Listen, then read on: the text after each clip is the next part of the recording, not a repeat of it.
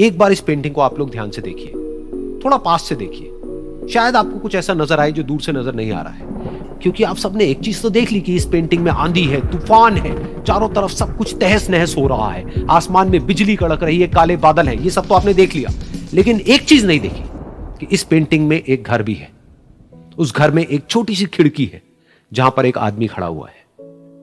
ध्यान से जाकर के देखिए, वो जो आदमी खड़ा हुआ है और बाहर देख रहा है उस घर से, उसके चेहरे पर कोई डर नहीं है, बल्कि एक हल्की सी मुस्कान है, एक ठहराव है, एक सुकून है। और यही है शांति का असली मतलब।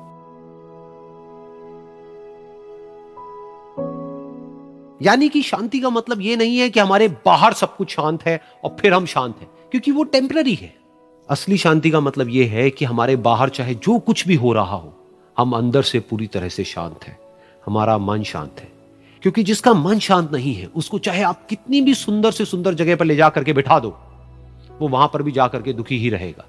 लेकिन दूसरी तरफ से जिसका मन शांत है, उसके बाहर चाहे कुछ भी हो रहा हो, चाहे मौसम कैसा भी हो, चाहे उसके आसपास में सब कुछ तहस नहस हो रहा हो, तूफान हो, लेकिन वो अंदर से बिल्कुल शांत रहेगा। और यही है शांति का असली मतलब। है आसमान में बिजली कड़क रही है, काले बादल हैं, ये सब तो आपने देख लिया। लेकिन एक चीज नहीं देखी कि इस पेंटिंग में एक घर भी है।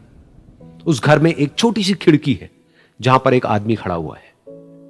ध्यान से जाकर के देखिए, वो जो आदमी खड़ा हुआ है और बाहर देख रहा है उस घर से, उसके चेहरे पर कोई डर नहीं है, बल्कि एक हल्की सी मुस्कान है, एक ठहराव है, एक सुकून है।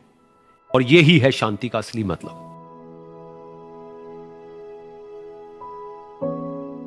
यानी कि शांति का मतलब यह नहीं है कि हमारे बाहर सब कुछ शांत है और फिर हम शांत हैं, क्योंकि वो टेम्पररी है।